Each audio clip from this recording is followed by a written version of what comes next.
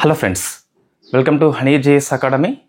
4th March daily current affairs with GS friends. ఈరోజు 3 very famous articles వార్తల్లో ఉన్నాయండి.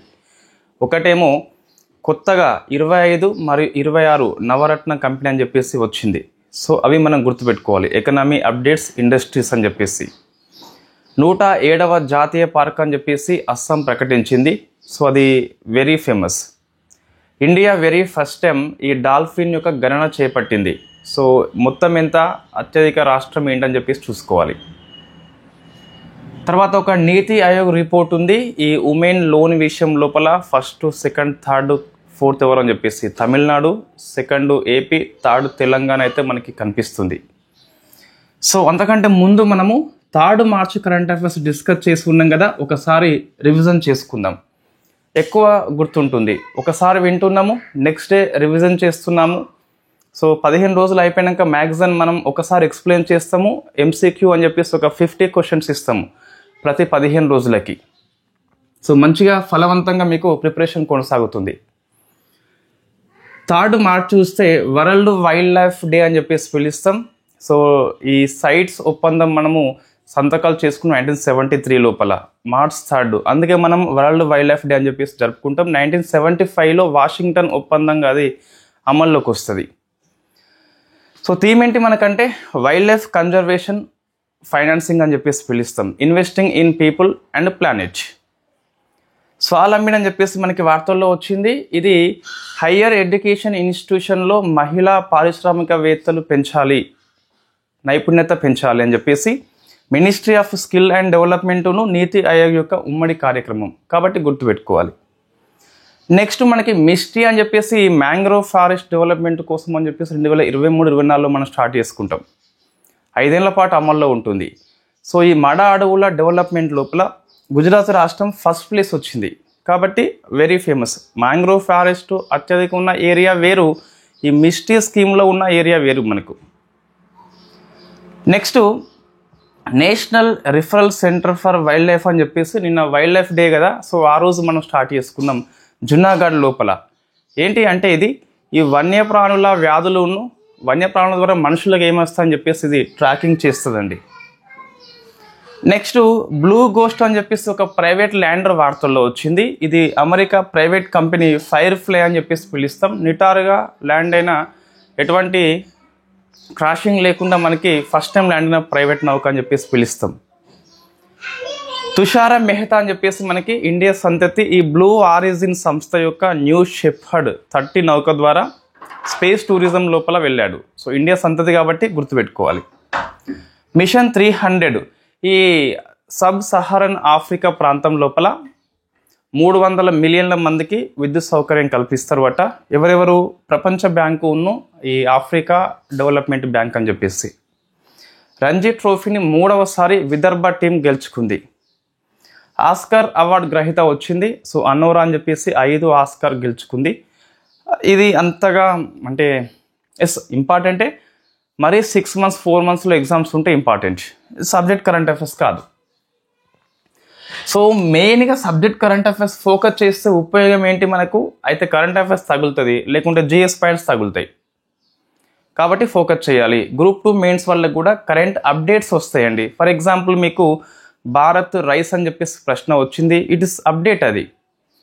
లేదా అంతర్రాష్ట్ర కౌన్సిల్ అని చెప్పేసి ప్రశ్న వచ్చింది, అది మనకి అప్డేట్ అది.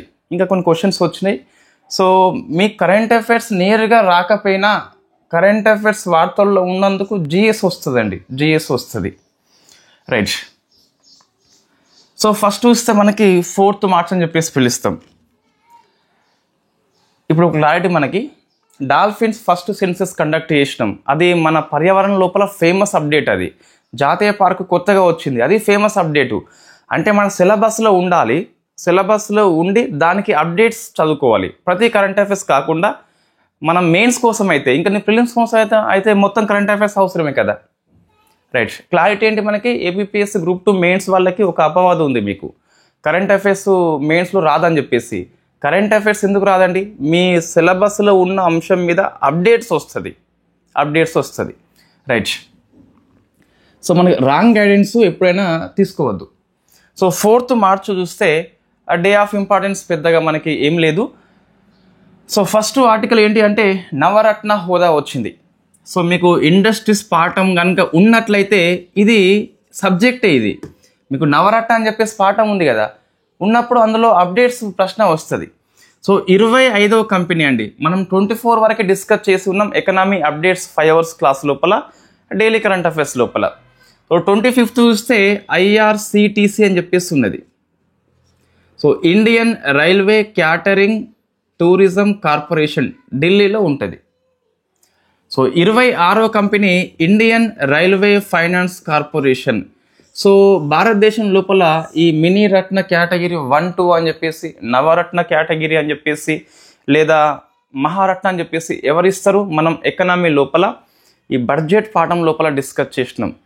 మినిస్ట్రీ ఆఫ్ ఫైనాన్స్ కింద ఏ డిపార్ట్మెంట్స్ ఉంటాయని చెప్పేసి, అందులో వెరీ ఫేమస్ మనకి ఈ department of public enterprises.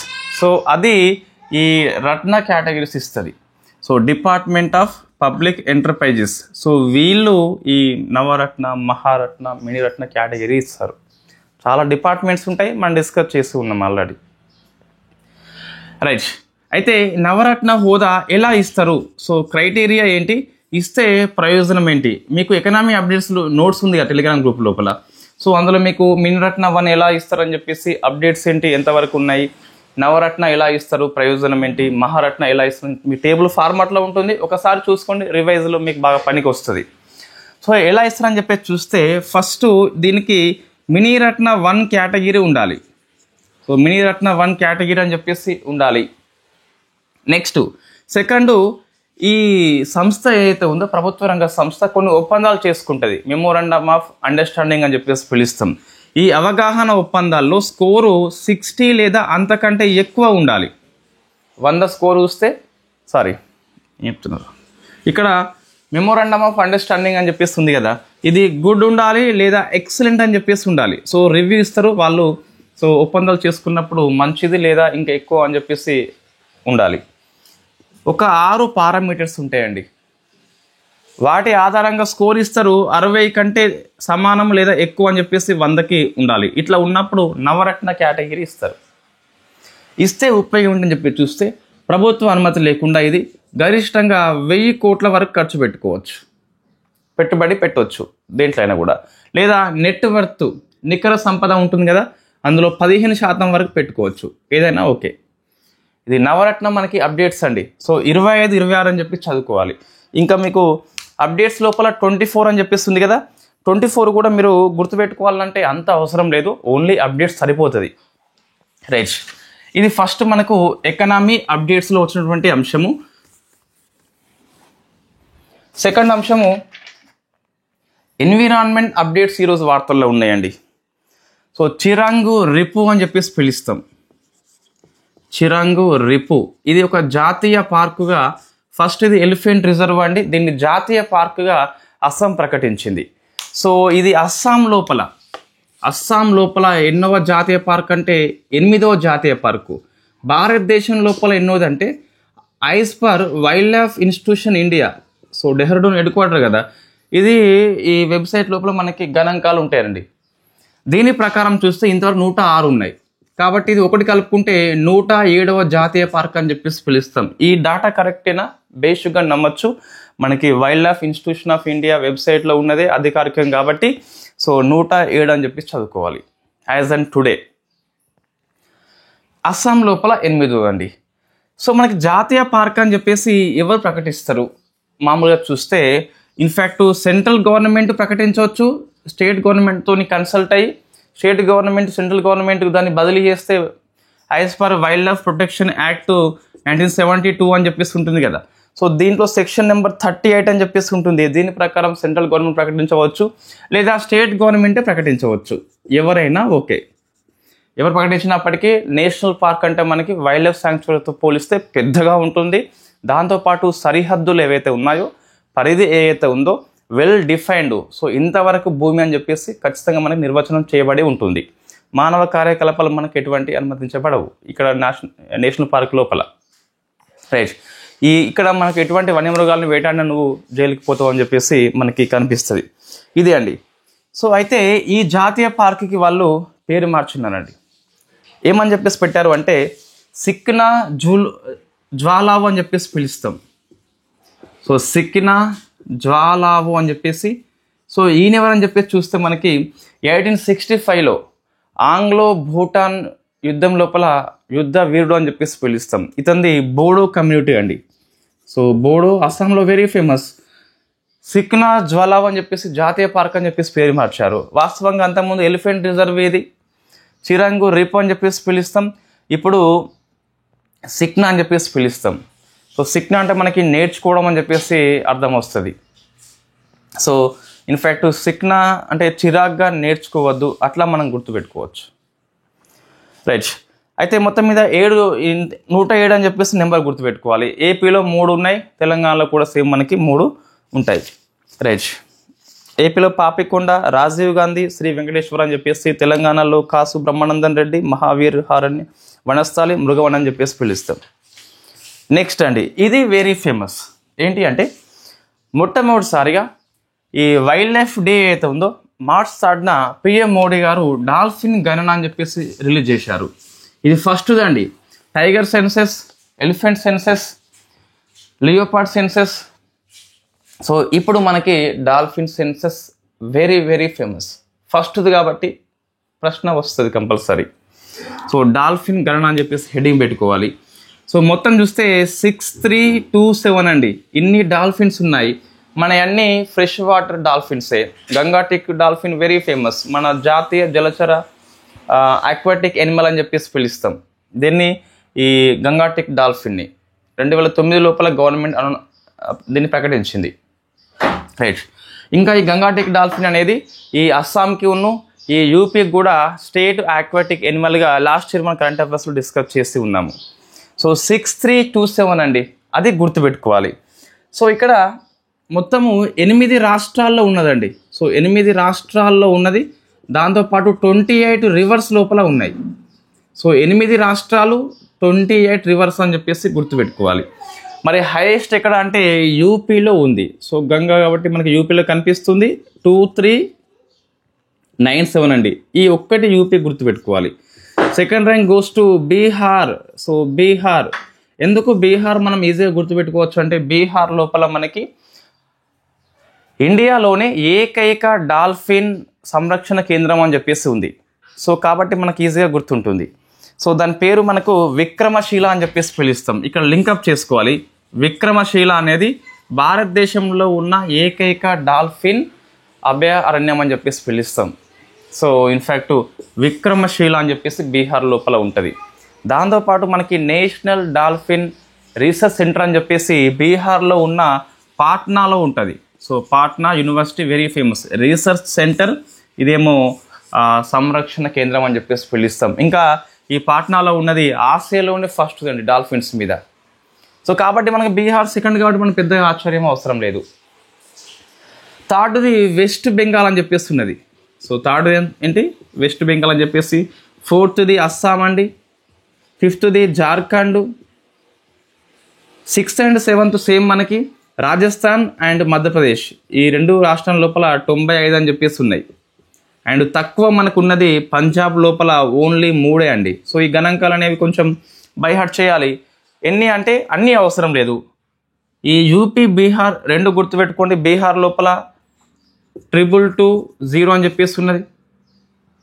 And Punjab ఒకటి 3 గుర్తుపెట్టుకోవాలి. సో మొత్తం 1 2 3 4 5 6 7 8 మన పేపర్ లోపల వాస్తవంగా ఇదేమీ ఇవ్వలేదు. సో మనకి ఇన్ఫ్యాక్ట్ వెబ్సైట్ లోపల దొరికింది ఏదో పేపర్ మొత్తం మీద. రైట్. హిందుస్థాన్ టైమ్స్ అనుకుంటా. సో మనం గూగుల్ సెర్చ్ చేస్తే ఇన్ఫ్యాక్ట్ మన పేపర్లో వచ్చింది గణన అని చెప్పేసి. చూస్తే ఇవి రాష్ట్రాలు మనకు కనిపిస్తున్నాయి. లెక్క సరిపోయింది మొత్తం కూడికే ఇస్తే, కాబట్టి ఎటువంటి ఇబ్బంది లేదు. సో ఇది మనం గుర్తుపెట్టుకోవాలండి. ఇండియన్ డాల్ఫిన్ మనకి కంప్లీట్గా సో ఫ్రెష్ వాటర్లోనే ఉంటుంది. అది బ్లైండ్. సో గుడ్ ఇది.